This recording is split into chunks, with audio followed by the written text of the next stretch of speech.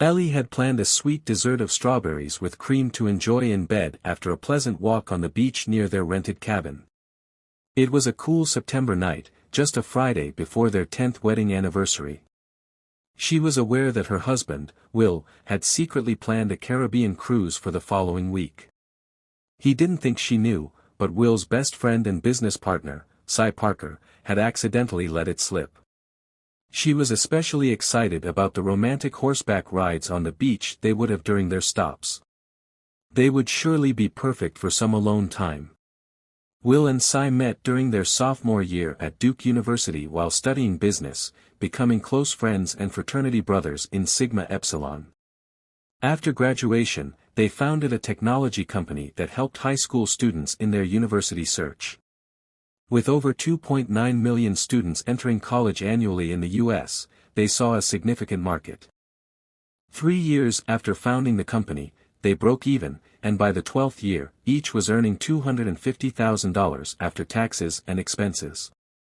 They continually improved their product using market research, aiming to be acquired by a major tech company in 3 years and then move on to a new project. Will met Ellie during his second year after college in Charlotte, North Carolina, where he and Cy had established their business. Ellie worked at a horse farm north of Charlotte. Will and Cy visited the farm with their team for an afternoon ride, and Will felt an immediate attraction to her. After getting her phone number from a coworker, Will nervously waited 3 days before sending her a message. Ellie, who had felt a connection during the ride, agreed to meet for coffee. 11 months later, they got married and spent their honeymoon horseback riding in the Maroon Bells near Aspen. Like many young couples, Will and Ellie's intimate life had its ups and downs.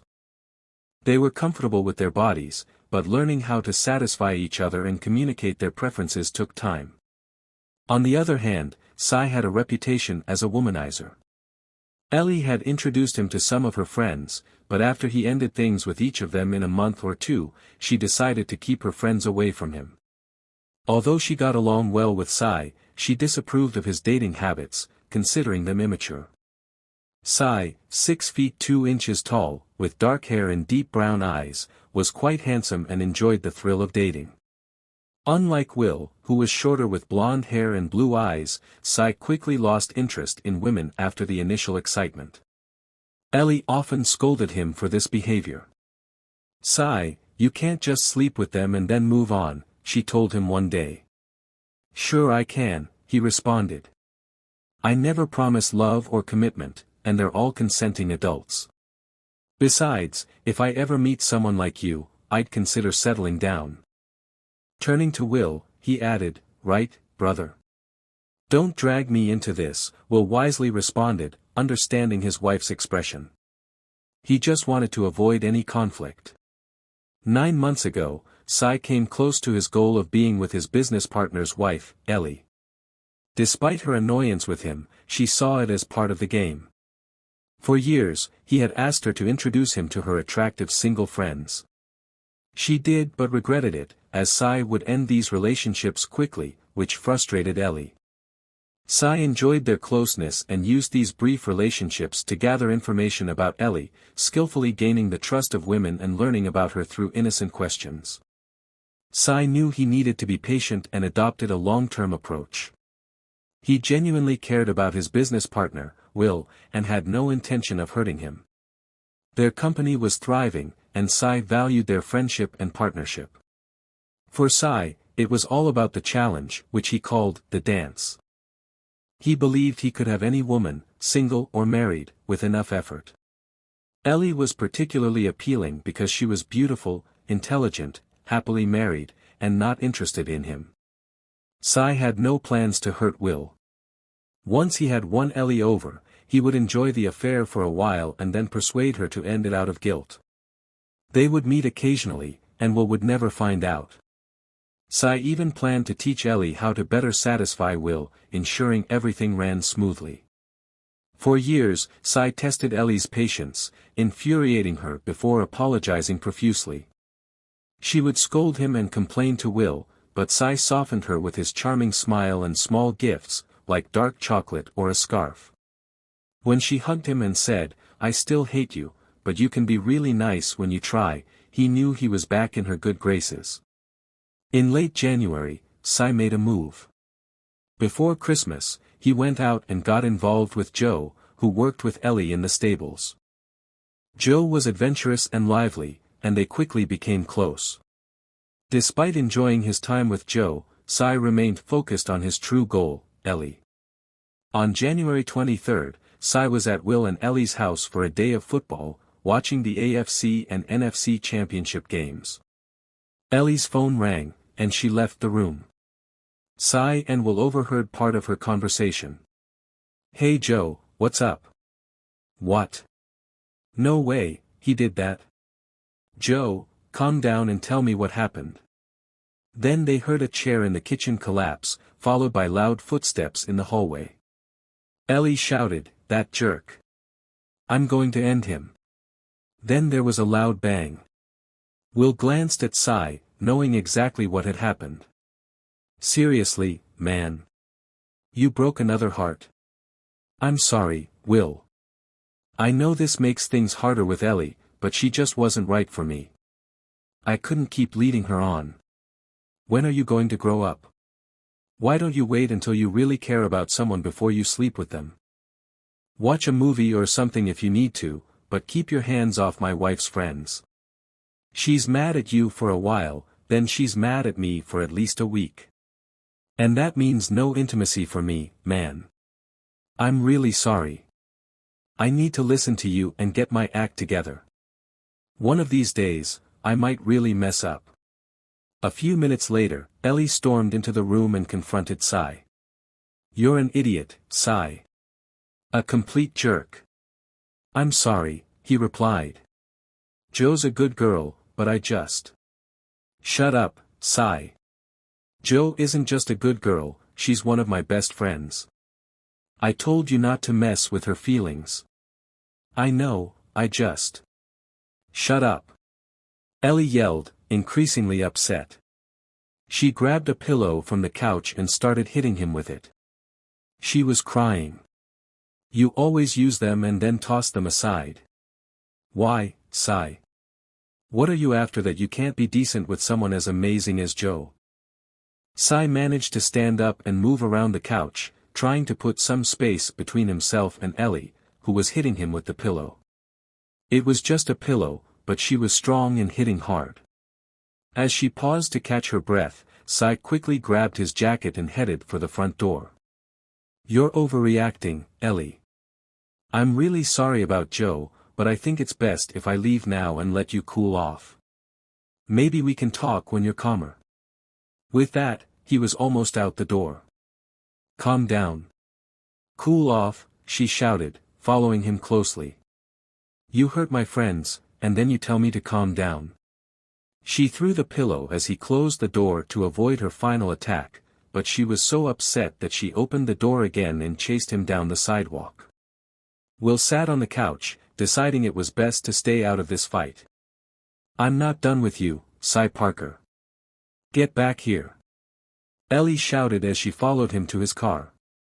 Cy had parked in front of the house, not in the driveway, and a hedge blocked the view from the house to the street. They were alone. Cy raised his hands in a gesture of surrender. "All right, Ellie, just wait a minute," Cy said more calmly. "First, it's about 82 degrees Fahrenheit 28 degrees Celsius out here, and you're barefoot and only wearing a t-shirt. You should go back inside before you catch a cold."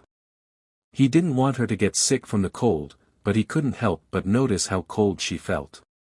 Her teeth were chattering, but she didn't stop. "Forget it, Parker," she said, starting to cry again. "Why, Cy? Why are you such a jerk to my friends and to women in general? What's your problem?"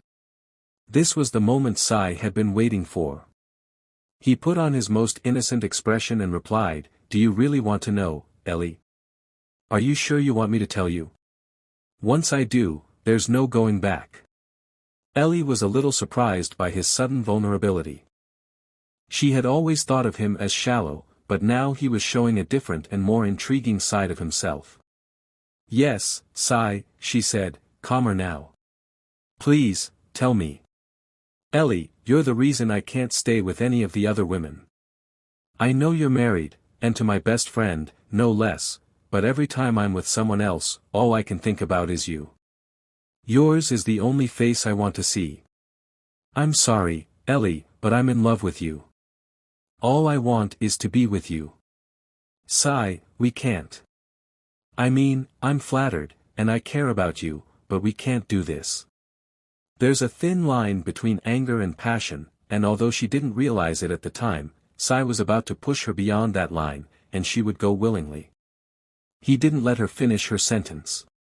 He pulled her into his strong arms, looking at her with a mix of warmth and desire, and kissed her deeply. One hand was behind her head, the other around her waist. He knew this was the turning point, either she would slap him and go back inside, ending any possibility of something happening, or she would respond to his kiss. She didn't resist, but she didn't fully give in either. "Oh no, what have I done?" she murmured, barely audible. They kissed a little longer before Ellie pulled away. "Sai, please, I can't do this. Not here and not now." What she didn't say was, "not ever." Sai realized he had taken things as far as he could for now. "I'm not going to say I'm sorry, because I'm not. I don't want to hurt Will, but you're amazing. I'm going to leave now, but promise me we can meet later this week to talk about this.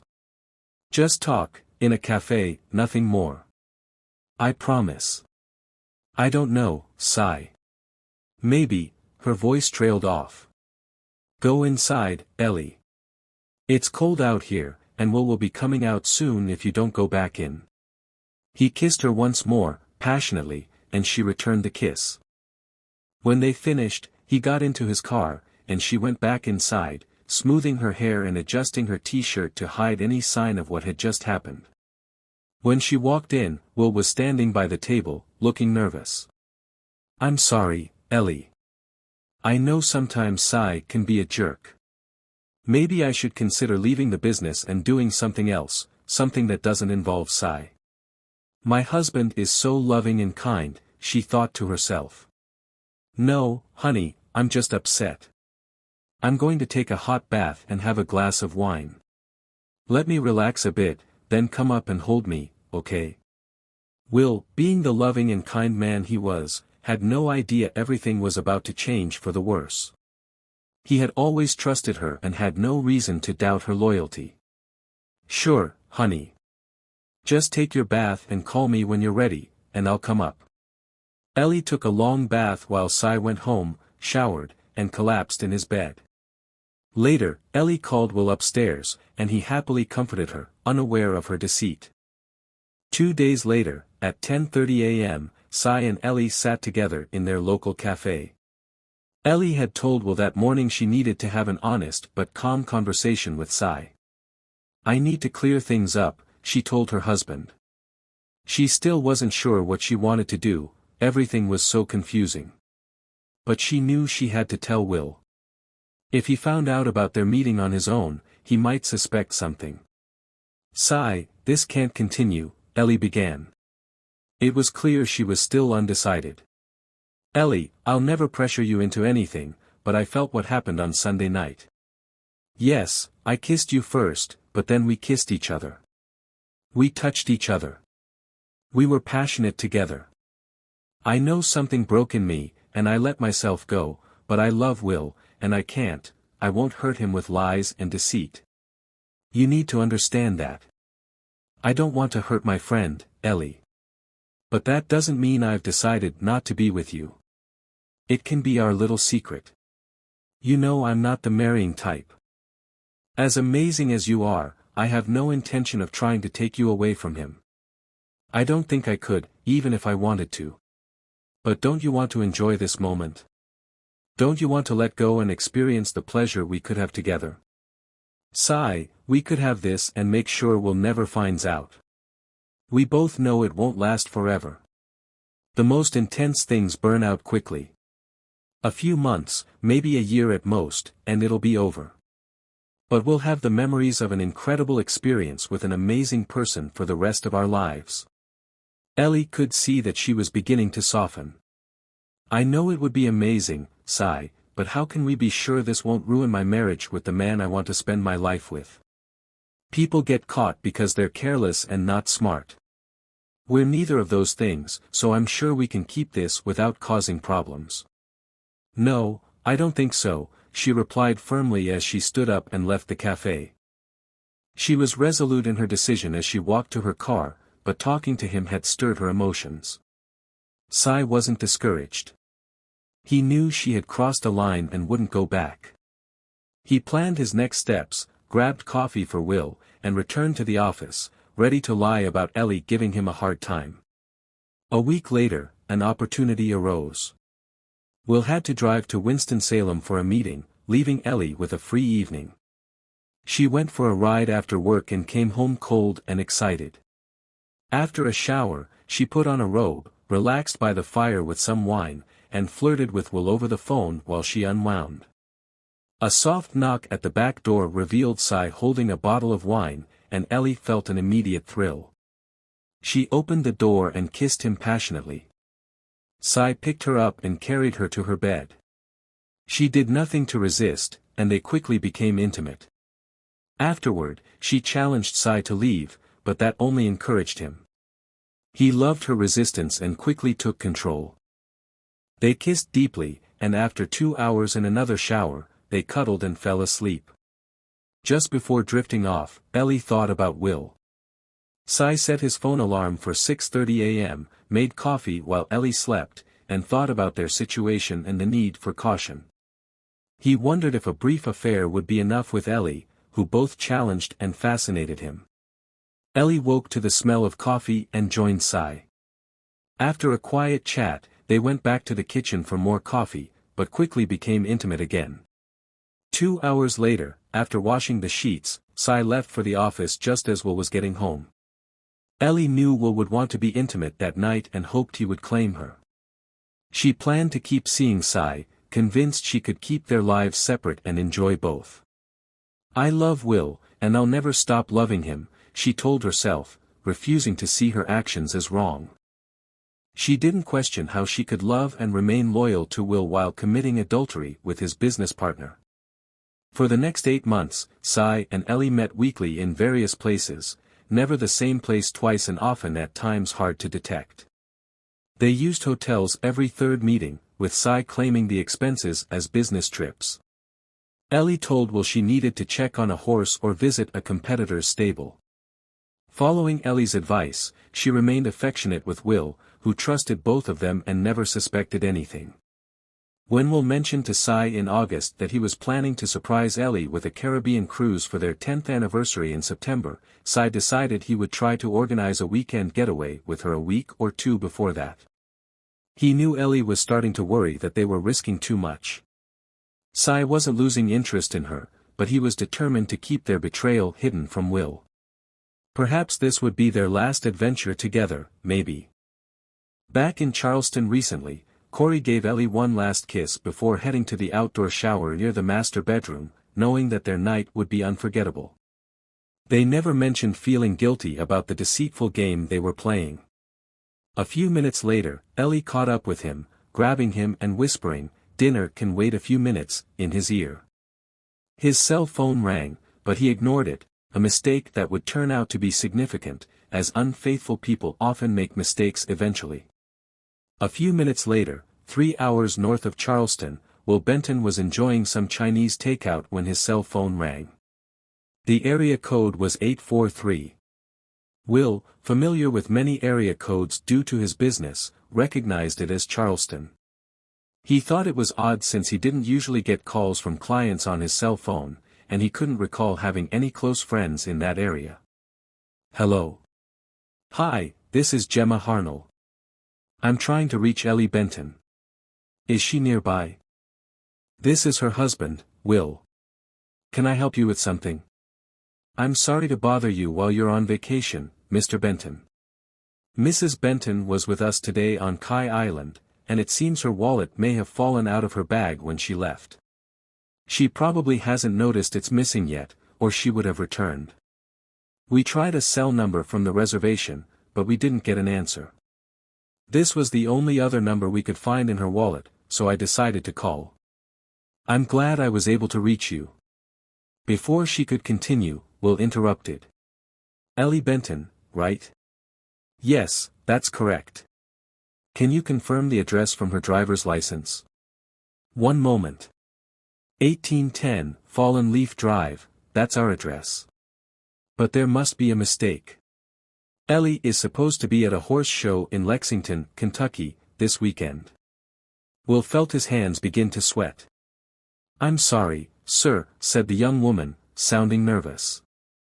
Gemma was also becoming anxious, unsure of the situation and wanting to end the call.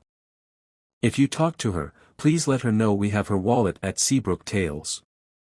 I will, Will replied, trying to make sense of the situation. I'll let her know. She'll probably come to pick it up tonight or tomorrow. Will ended the call and turned to his laptop. He opened it to check the itinerary Ellie had given him. She had left early that morning and was supposed to return Sunday night. At the top of the page, it read, Champagne Run Stampers, Lexington, Kentucky, September 10th to 12th. That was this weekend. So apparently, Ellie wasn't there. What was she doing in Charleston or on Kai Island? Will wondered aloud.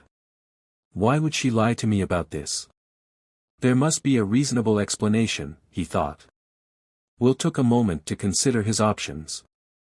She could be planning a surprise for them later in the fall, but that could have been done from her laptop. She couldn't be organizing something for their anniversary because he had already mentioned he was planning a surprise. Was there some equestrian event in Charleston this weekend? Maybe she changed her plans at the last minute and didn't tell him because she didn't want him to think she was unreliable. He quickly checked Charleston's visitor website to see if there were any horse-related events, but found nothing. Perhaps she was attending something with her sorority sisters that she didn't want to mention. But why would that be a secret? He wouldn't mind if she went away for the weekend with friends. None of these possibilities made sense. Then Will considered the last idea, the one he didn't want to think about but felt he had no choice but to entertain, she's having an affair. The thought gave him a lump in his throat and a pain in his stomach. Nothing else seemed to fit. He thought he had married the most wonderful, beautiful, intelligent, talented, and loyal woman. What should he do? He needed to think carefully but also stay calm. Will decided to call someone who might help, Cy. He started dialing Cy's number but suddenly stopped. Oh no. He realized something he hoped wasn't true. Cy was supposed to be in Florida visiting his family this weekend, right? Will checked his contacts and called Marty Parker instead. Will. What a surprise. I hope you and my son are still out there conquering the world. Hey, Marty. I'm trying to get in touch with Corey. His cell keeps going to voicemail. He told me he was visiting you and Vera this weekend. It's not urgent, just a quick question. Is he around? I think you're mistaken, Will, Marty said. Cy mentioned he'd be in Hilton Head this weekend with some fraternity friends. Do you want me to try to get in touch with him? Will struggled to stay calm. No problem, Marty. I must have mixed up the weekends. I left him a message, and I'm sure he'll call me back. Say hi to Vera for me, Will said quickly before ending the call. This can't be happening, Will thought, trying to reason with himself. It can't be, my best friend and my wife. Please, no. He spent an hour trying to keep calm. Should he fly out and confront them without knowing their exact location? That wasn't realistic. Should he wait and ask Ellie if she was lying? She would cover her tracks, Ellie wasn't foolish.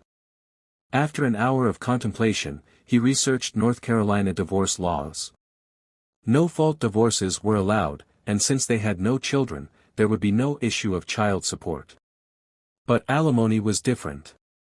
Ellie would ask for half of his stake in the company, and if she and Cy ended up together, they could push him out. Was that their plan from the beginning? Will also looked into fault-based divorces. Adultery was a valid reason, but proving it was difficult. All he had was a call from a stable. If she and Cy were having an affair, he was in trouble.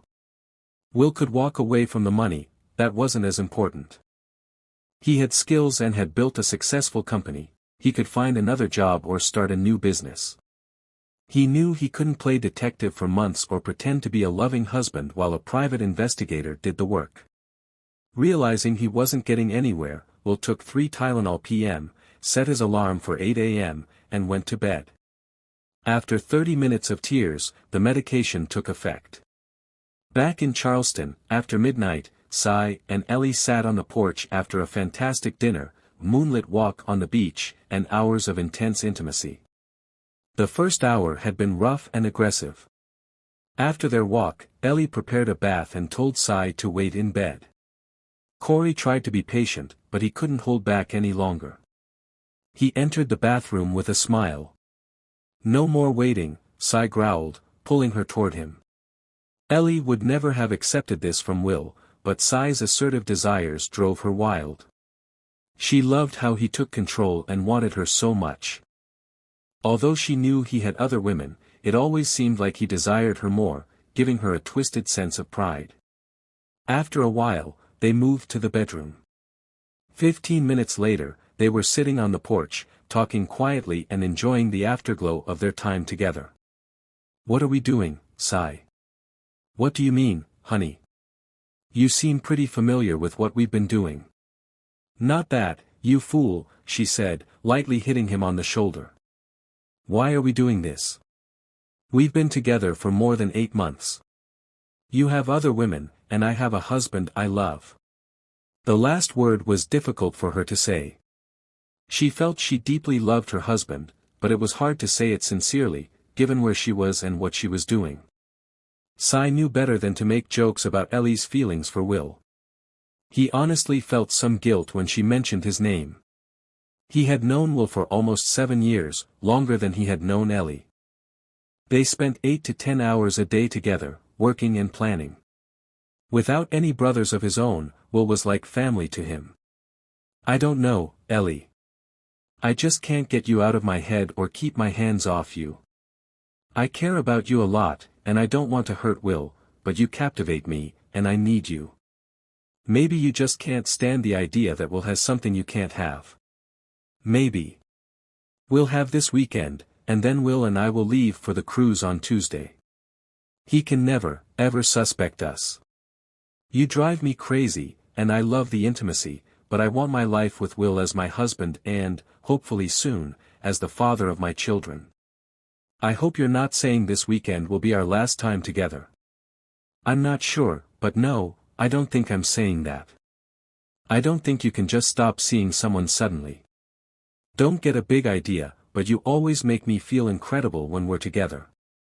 Cy looked at her, then at his lap, and back at her with a smile.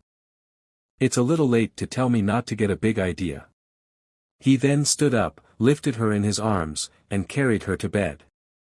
For a brief moment, she wondered if this would be their last time before they gave in to their desires once more. At 8 a.m., Will Benton got out of bed, still groggy from the sleeping pills. He took a cold shower, made coffee, and finalized a plan. He called Sterling private investigators and was promised an answer within 30 minutes. "Mr. Benton, this is Amanda Kingham. How can I assist you?" Will explained his situation. "No problem, Mr. Benton. With your 50% deposit, our team will find them and uncover what they're doing.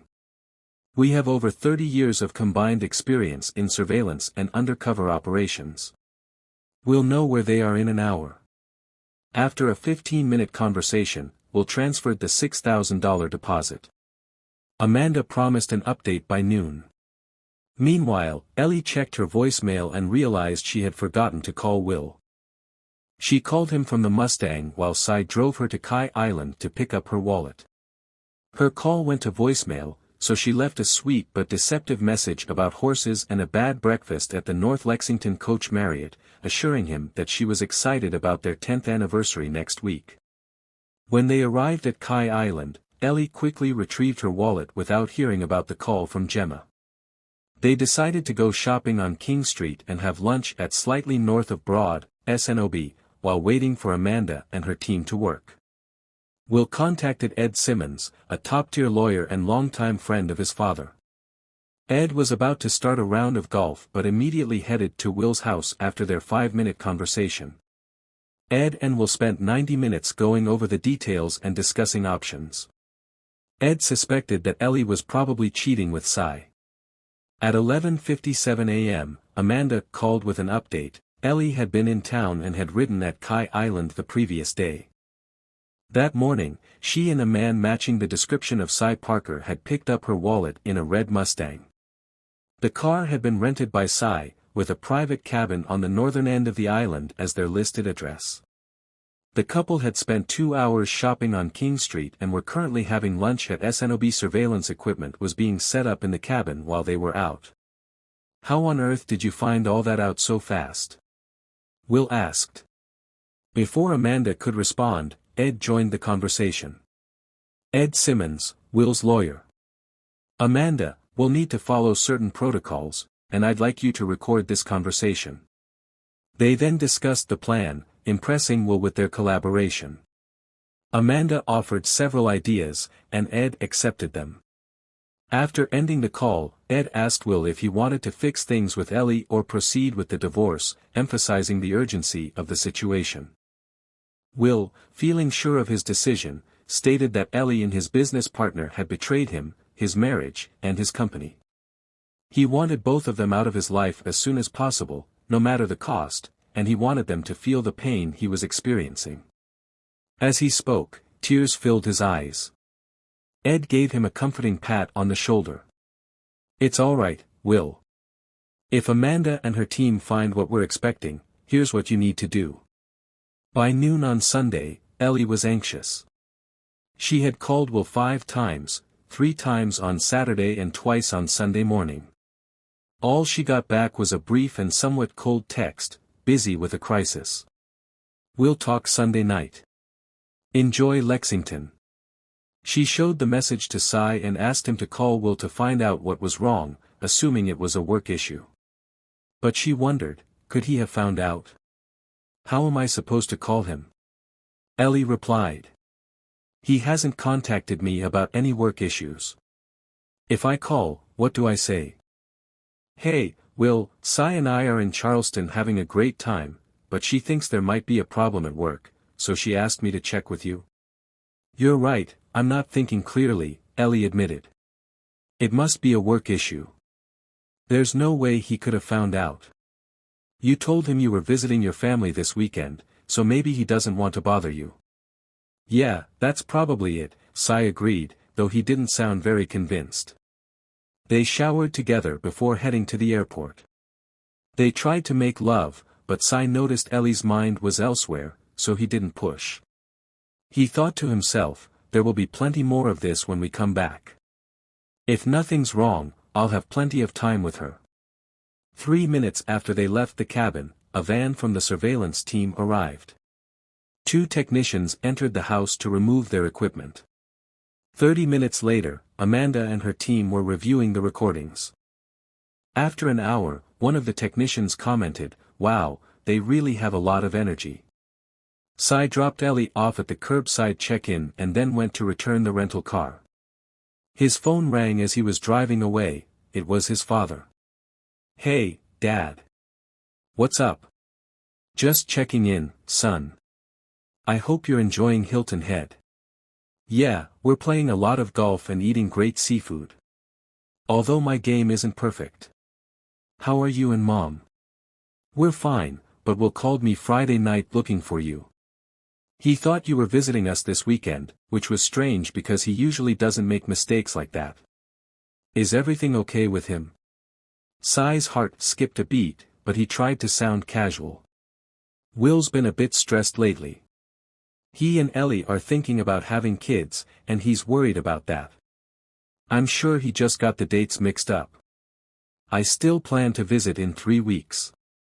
Cy decided not to mention this to Ellie. It was probably nothing, and he didn't want to worry her before her flight home. They flew on separate flights to avoid any issues, and both arrived on time. Ellie, carrying only a small bag, went straight to her car and drove home. Everything was calm except for the porch light. She walked toward the front door and saw an envelope with her name on it attached to the door. She tried to open the door, but the key wouldn't turn. Fear began to creep in. Sitting on the porch, she opened the envelope and started crying as she read the note. Mrs. Benton, your husband, Will Benton, has hired me as his lawyer. He knows about your affair with his business partner, Cy Parker. You were not in Lexington, Kentucky, but in Charleston, South Carolina, with Mr. Parker. Mr. Benton has changed the locks. Since the mortgage is in his name, you cannot enter without his permission. Please find another place to stay for now. Do not contact Mr. Benton directly. He will communicate through my office to discuss the separation and divorce. You may collect your personal belongings from the house under supervision, possibly starting tomorrow morning. Please arrange this through me. I suggest you get your own lawyer. There are funds available in your joint account for immediate expenses. Use your Bank of America debit card. All joint credit cards have been cancelled. You might consider asking Mr. Parker for a place to stay. Ellie took a few minutes to pull herself together. Despite the letter's instructions, she tried calling Will several times. Within 5 minutes, she received a text message from Ed Simmons, insisting she follow the request not to contact Will directly. Ellie felt overwhelmed. Meanwhile, Corey Parker used his keys to enter his condo and found a note from Simmons.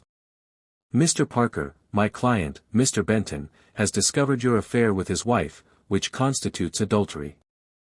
A preliminary audit has revealed that company funds were used for meetings between you and Mrs. Benton, which may result in criminal and civil charges. Mr. Benton would like to discuss the dissolution of your partnership and the purchase of your 50% stake in the company. Seek legal and financial advice. Do not contact Mr. Benton directly, or you will face immediate legal action. Corey cursed under his breath, realizing he had used company funds for their meetings, classifying them as client entertainment. He had even submitted a reimbursement request for $1,000 the previous weekend. The recent audit hadn't flagged any issues, but the auditor could easily detect a pattern. Corey spent the rest of the night drinking bourbon, trying to figure out his next steps.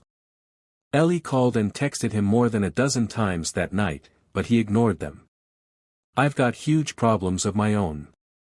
Sort out your mess and leave me alone, he thought, realizing how quickly a relationship built on lust could fall apart. Ellie sat on her porch, stunned. Her husband knew more than she had thought, and Corey was ignoring her. I guess that shows me where I stand with him, she thought as tears streamed down her face, realizing Corey wouldn't risk anything for her, unlike her husband, who would do anything for her. Meanwhile, at Ed Simmons' residence, Will and Ed were finalizing their plans. Will felt confident that he had hired the right person. Ed had brought in another senior partner, 2 junior lawyers, and a paralegal on a Sunday night to plan their strategy. Will thought, this is going to cost a lot of money, but he smiled, thinking, it's worth it to get rid of that unfaithful wife. Ed assured Will that Ellie and Cy would likely hire their own lawyers soon. He predicted their initial responses would be denial or attempts to minimize the damage. He advised Will to stick to his regular work routine and keep a low profile. You probably won't have much information until midweek, so go to work, keep a low profile, and avoid talking to strangers. And whatever you do, don't take candy from someone in a suspicious van. He smiled, gave Will a big bear hug, and said, don't worry, you're in good hands. Will wasn't sure if he could go home, fearing Ellie might be waiting to confront him. Ed reassured him with a smile, explaining how one of his men had told Ellie to leave since she was trespassing.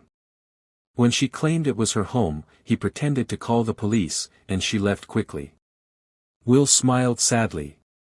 In the days that followed, Will closely followed his lawyer's advice. By Tuesday, he had changed his cell phone number because Ellie kept trying to contact him at work. Corey stayed home, following his lawyer's advice. Will told his team that he and Ellie were having disagreements but were working on them, asking them to treat Cy as a partner for now.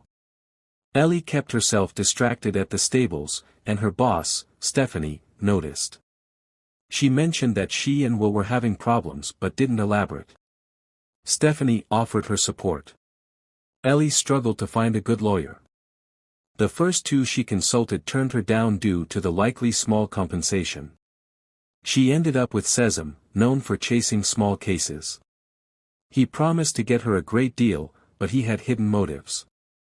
Neither Sesam nor Cy's lawyer, James Avery, had much time. Ed Simmons, a well-regarded lawyer with strong connections, pushed for a quick hearing just after Ellie was served with papers 2 days after returning home. Avery knew he was up against a tough opponent. Even if he understood the situation, he knew Ed would be a tough negotiator. He advised Cy to offer to sell his stake in the business at a reduced price, which would help cover his expenses and legal fees. Cy agreed to offer to sell his share for 80 cents on the dollar. Simmons received the offer and suggested that Will counter with an offer of 10 cents on the dollar. "We'll probably settle somewhere around 30 cents, Ed said. "I know Avery well. Even if he understands the situation, he'll still be a tough negotiator." Will wanted to make Corey suffer. Offering 10 cents on the dollar would nearly bankrupt Cy, which seemed fair to Will. But he knew he had to follow his lawyer's advice. Even at 30 cents on the dollar, it would still hurt Cy significantly, so Will decided to leave the rest to chance or deal with it later. 3 days later, Ed closed a deal for Will. "We settled at 28 cents on the dollar," Ed told Will over the phone. "It's not as harsh as you wanted, but it's still a big win for you." Will expressed his gratitude. Ed then raised a more difficult topic. "Will, you need to sit down and talk to Ellie.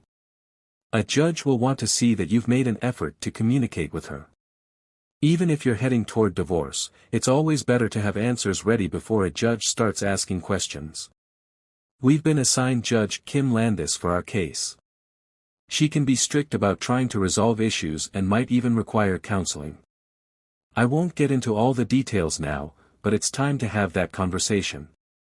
I'll arrange it for you. We'll start with a counselor present, but it would be wise to also have a private conversation with her. Show that you can stay calm and be respectful despite the situation. It will help your case to prove that you're reasonable." Will sighed, knowing Ed was right but dreading the conversation. "All right, Ed, set it up." Ed sympathized with Will, remembering his own heartbreak during the first Gulf War when his partner, Becky, left him. He believed that Will would eventually be okay, but it wasn't the right time to bring it up. Ed's focus was on supporting Will and making sure he didn't feel alone. The meeting was scheduled for Friday afternoon, with Ed wanting Will to have the weekend to recover from the difficult conversation. They planned to spend the first 30 minutes with their lawyers present, then Will and Ellie would have some time alone. Ellie and her lawyer, Caesar, arrived on time. Caesar wore a standard suit, likely from JCPenney, and Ellie wore a simple light blue dress with a burgundy sweater, her hair in a ponytail, and Michael Kors glasses. Ed and Will stood up as they entered the private conference room at Simmons, Boff. The room was isolated, requiring navigation through several hallways, emphasizing the seriousness of the situation. Ed knew that Caesar's office was modest, with part-time staff. Will, still in love with Ellie, felt a lump in his throat when he saw her. Despite her betrayal, she looked beautiful to him. He gave her a polite smile but avoided any affectionate gaze. "It's good to see you, Will," Ellie said, studying him closely, possibly trying to see if there was still love in his heart for her. Will nodded and replied, "Ellie, thank you for coming." Ed maintained a neutral expression but thought to himself, "Good job. Stay calm and don't show her anything. Shall we begin?" Ed asked, motioning everyone to take a seat. "Yes, thank you," Caesar interrupted, perhaps hoping to gain an advantage. "My client is here to see what her husband is willing to do to save their marriage." Ed cut him off, pulling a thick file from the end of the table and sliding it across. "Caesar, surprised, asked, "I didn't think we were supposed to handle omitted information." Inside, you'll find recordings and photos of your client's activities in Charleston, South Carolina, from 3 weeks ago. We also have witnesses from the hotel staff who saw your client and Mr. Cy Parker check in as a married couple, using false names. These incidents occurred over a period of 6 months.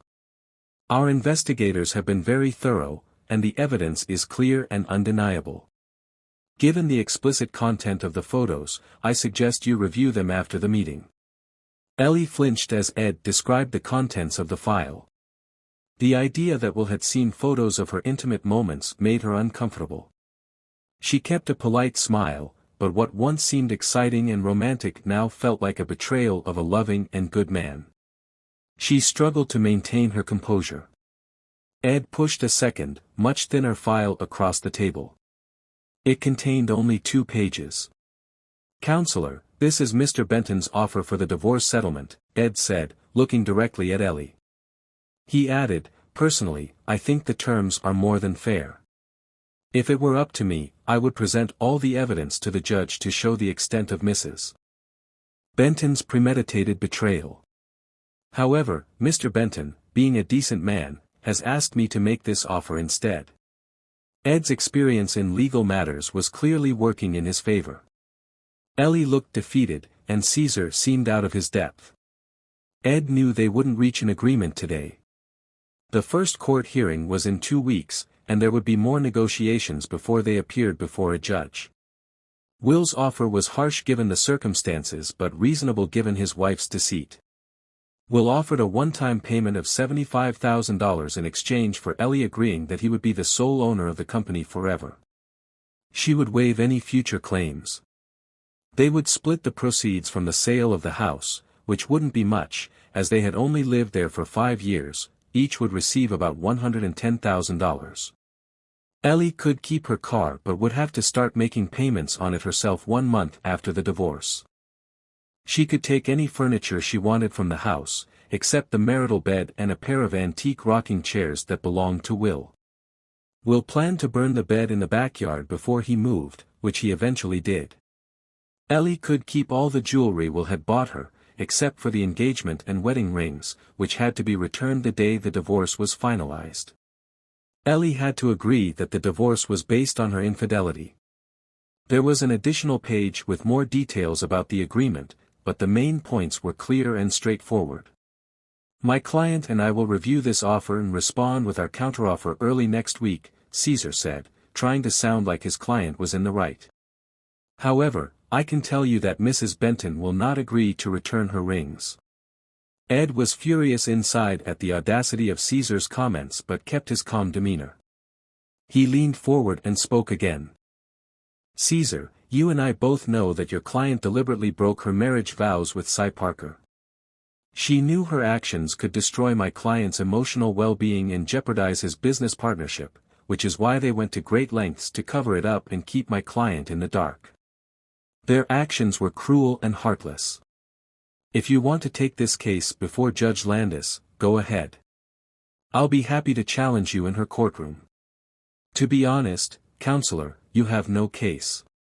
Your client has cheated and lied.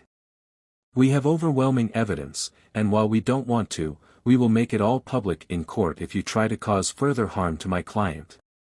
If I don't hear from you by noon on Tuesday, the offer will be off the table, and we'll see you in court." Caesar was frustrated, but even he knew that Ed had the upper hand. This deal was a good offer for Ellie. She would gain $75,000 before taxes, which was more than she usually made in 2 months. "Unless there's anything else," Ed said, standing and buttoning his jacket, "I think we should give Will and Ellie a few minutes for a private conversation." Caesar stood and shook Ed's hand. "We'll be in touch," was all he said. Ed shook Caesar's hand and then went to the men's room to wash his hands. Will and Ellie were left alone. Ed had advised Will to remain silent and let her speak first since he was the one who had been wronged. Once the lawyers left and the door closed, there was a tense silence. Will looked at Ellie, who was staring at the floor. Finally, Ellie spoke. "I have no excuses, Will. If I could undo everything, I would. My actions have hurt you deeply, and I'll have to live with that for the rest of my life.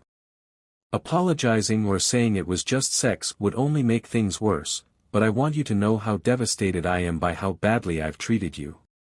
Believe whatever you want, Will. I don't care. Will didn't respond. Ellie continued. Is there any chance for us, Will? Do you think with counseling we could fix things? I don't want a divorce. I never wanted it. I'm willing to do anything you ask. I just want us to stay together. Will was struggling to keep his emotions under control. She had already taken everything from him, and now she wanted more, all at his expense. Ellie, if the court orders counseling, I will go, he said. This gave Ellie a glimmer of hope. But know this, I have no desire to be with you again. I loved you and gave you my heart, mind, and soul. You repaid me by sleeping with my former best friend. I don't recognize you anymore, except as someone who betrayed me. I will never be with you again, and there is no way I would ever have children with you. You want my forgiveness, but you destroyed any chance of that when you so willingly and frequently betrayed me with Corey. Ellie turned pale at his words. Will, do you really hate me that much? Yes, Ellie. Today, I do. Your question only shows how selfish you are. I am focused on getting over my feelings for you as quickly as possible. I plan to feel nothing for you, not love, not pity, nothing. I want to stop thinking about you entirely. You're not worth the pain. I gave you countless kisses and years of my life. I trusted you completely, and you took it all. You will figure out how to move forward, whether standing tall or on your back, but it won't be with me. You'll have your horses and your lover. That should be enough for you. She tried a few more tactics, offering unlimited intimacy, promising never to see Sai again, and even suggesting counseling to understand her choices. But nothing made a difference. After another 30 minutes, the conversation ended. Will you walk me to my car? Just one last moment together, she asked. Walk yourself, Ellie, or call Sai to come pick you up and go back with him. I'm done. Will stood to leave but turned back with one last comment. We had everything, Ellie, and you threw it all away. I've got to give Corey credit, he must be something. In the days that followed, Caesar and Ellie tried to persuade Ed Simmons to adjust the divorce demands, but Simmons stood firm and eventually stopped taking their calls. As the Tuesday deadline approached, Ellie realized she had little chance of getting more than what Will had offered. Corey called her, and desperate for affection, she agreed to meet him at his condo. She spent the night there, and they were intimate multiple times. Simmons had an investigator stationed outside who recorded her leaving in the morning, looking disheveled. The evidence was handed to Simmons later. As Ed reviewed the images, he murmured, "No one can be this stupid." Ellie returned to her rented one-bedroom apartment and called Caesar, telling him to accept the divorce petition as it was. When he tried to argue, she hung up. At the initial hearing, Judge Landis lived up to her tough reputation, thoroughly questioning both sides. Caesar struggled while Simmons was well prepared with solid evidence. Judge Landis asked many questions to both Will and Ellie, with Will being well prepared and Ellie not. At the end of the hearing, Judge Landis said, "The evidence in this case seems overwhelming. I will take a couple of months to review everything and may contact both lawyers with further questions. If I do, I expect prompt responses." Understood. Both lawyers agreed. Judge Landis had a busy schedule, so it took 3 months before she called everyone back for the final decision. Based on the evidence, it's clear this is a straightforward case of adultery. Normally, there are 2 sides to every troubled marriage, but Mrs. Benton, I can't understand why you left your husband for Mr. Parker.